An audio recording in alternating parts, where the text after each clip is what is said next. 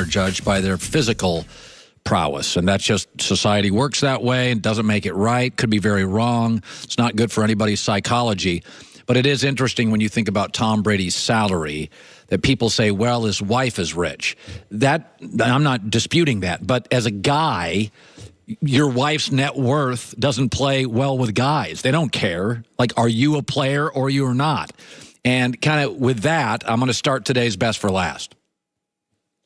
After almost 3 hours, Colin apparently hasn't gotten to the point yet. Quit holding out on us, cowherd. It's the best for last. So I was just looking. Everybody always says, okay, Tom Brady's wife's rich. Who cares what he makes? But it is pretty absurd if you put it in the context of what's he make compared to other professional athletes. So let's look at the quarterback salaries for the upcoming season. And I don't think most of you are Jimmy Garoppolo is going to be the highest paid quarterback at $42.5 million. He's Tom Brady's backup 6 months ago. Alex Smith, who on his best day is not Tom Brady, makes $40 million. Matt Ryan's damn good. He'll make $29.5 million. And Drew Brees, $27 million, a little underpaid.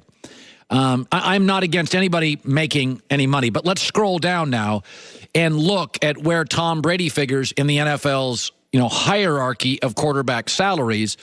And if you scroll down here, you find out that Tom Brady is barely making more than Josh Allen of the Buffalo Bills, who's going to make $13.6 and, in fact, $13,965, and Brady makes $15.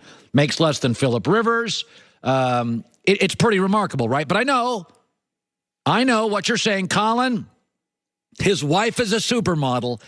But does Tom Brady, when you look at annual salary compensation, and he's making $15, and Garoppolo is making almost 3 times more, and Alex Smith is making 2.5 times more, does it not bother him at some level? He's a guy. We're judged by professional careers, net worth, blah, blah, blah. In fact, if you kind of look comparatively where Tom fits in the NFL, he's making basically the same amount of money as Sam Bradford and Tyrod Taylor. Now, again, this is why I've always said, I understand Tom not wanting to be the highest paid player, but I think he's taking a greater sacrifice than people expect. If my wife was rich, maybe I wouldn't have to be the highest paid sportscaster, but I'd want to be making significantly more than the overnight guy on ESPN radio. That's essentially what Brady's getting paid like. Put this in another context. Let's compare him to the NBA. Tom Brady in the NBA would rank behind Damari Carroll and Timofey Mozgov. And Brady's salary would be tied for the 76th highest in the NBA. I'm not saying he has to be the highest paid guy. He's not even the average paid guy, NBA or NFL. So I do think it is more substantial than people say. That's our best for last today. Put it in that context. First of all, Alex Smith has a great agent. I like Alex Smith. $40 million for Alex Smith is a lot of money. That is look at what Alex Smith will make in the NFC East, $40 million, and what Dak Prescott makes for the Cowboys, a bigger brand. What does Dak make this year? Is he still making about $1 million a year? I'm not even sure if he makes $1 million a year. So I was saying as I was watching the games last night, I was thinking, God, I got to go back to my NFL predictions, because I do this. I'm allowed, Joy, you've never been on the show when I do this. I'm allowed to make tweaks based on significant injuries. If there's a significant quarterback go down, I can come in and change stuff. That's the rule. And then I get just one overall tweak before the season. Like if I see a team and I think, you know what, it's working. So let's go back to my NFL predictions.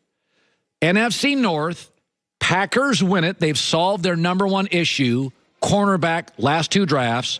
Vikings are still playoff viable. They go back with a new quarterback and a new offensive coordinator. Lions are the Lions, Bears are the Bears, both sub 500. Now, let's go to the AFC North, where I think the Steelers will be the number 1 seed in the AFC this year at 12-4. Ironically, Jake Glazer said of all the camps he's been at, they have been the cleanest, sharpest camp. I think the Ravens are going to hover around 500. I do think in November you're going to hear a call for Lamar Jackson to play, and I think it's going to be disruptive.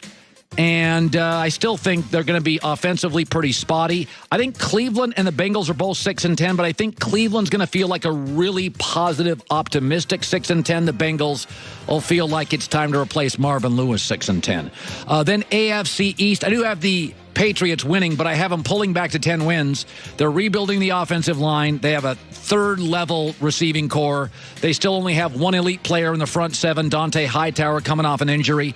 Now, I have the Jets at 8-8 and the Dolphins at 7-9. I think the Dolphins have better players.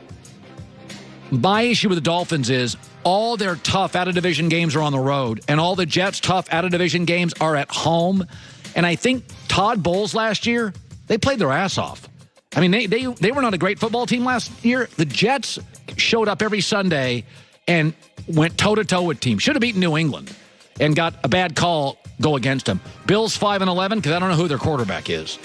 In the NFC East, Philadelphia is the best roster, and I think they have, when Wentz is back, easily the best quarterback. I think the Giants and the Cowboys battle around 500. I like Dallas' schedule a little more, and I still think Dak's a better player right now than Eli Manning. Washington just lost. John, you just told me this. Rookie running back out of LSU, Geis, tore his ACL. Darius Geis out for the year. So he was second-round pick. He was going to be a big player for them. So the Redskins were injury-riddled last year. Sadly, here we go again. That's brutal. I've never seen a team as beat up as the Redskins last year. They came out to Los Angeles and beat the Rams and went to Seattle and beat Seattle. And about halfway through the year, you were like, oh, boy, here they go. And they fell apart. Offensive line fell apart. Then I went AFC West. Chargers have the best roster along with Kansas City. The difference is I get Phillip Rivers, who's going to be a borderline Hall of Famer, and Patrick Mahomes. I don't know what he is. Denver, Case Keenum. Case Keenum had a perfect setting last year. Best coordinator, great defense, good field position, star receivers. Denver's not the same franchise. Tough schedule, 7-9. Raiders may be a team I tweak. I'm going to watch them tonight. I may be underserving them a little at 5-11. They do have Derek Carr. They do have Derek Carr and a good O-line. Is it that, they are or a dumpster are you fire. a little nervous about what you saw from Patrick Mahomes last night? Listen, they could still be 6-10 and 7-9 in a dumpster fire. Why does a dumpster fire have to be 5-11? You're saying the dumpster might not be as dry and flammable as you originally had thought? Exactly. In the NFC West, this one feels like everybody's picking pretty much this. Rams win it. They just have better players. I don't think they're significantly better than last year because I think the locker room's going to be dicey. They now have a first-place schedule. I'm a little higher on the Niners than everybody else and a little lower on Seattle is on everybody else. I like Garoppolo, and I like his head coach. And I do think they actually did a nice job. McKinnon, the running back. I think they've done a pretty good job. They went and got Dante Pettis, very good college wide receiver who will play. Smart kid, will play early, make 65 catches. Seattle just doesn't feel like it's an optimistic vibe right now at 7-9. Then I went AFC South. Sorry, Jaguars. Andrew Luck's back, Deshaun Watson's back, and you're going to go back to your rightful place, hovering around 500.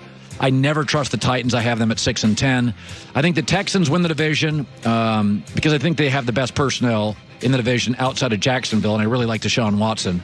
I am much higher on the Colts than Vegas. Vegas has them at like 6 wins. I think their offensive line is solved mostly. It's not horrible anymore. And I think their defensive front's got some players. I think their defensive front's a little better than people give it credit for, and they're playing a bad schedule, a very workable schedule. And finally, the NFC South could be football's best division. I have Atlanta going to the NFC Championship. I think they're a little under the radar. Their offensive line now is a top 5 offensive line. They got the quarterback. They got the coordinator, Sark, in his second year. I like their coach. Good ownership, good GM. Got a pass rusher. I think, when you go to last year, they went to Los Angeles and beat the red-hot Rams in a playoff game, and then went to Philadelphia and came within one play, a Julio Jones jump ball, from beating the Eagles in Philadelphia. And they stymied that Philadelphia offense, which tore up the great Viking defense and tore up the Patriots. So I got to be honest with you. I think Atlanta's really good. I have the Saints at 10-6. Carolina, this is not a shot at Cam. Carolina, in their first 11 weeks, plays 9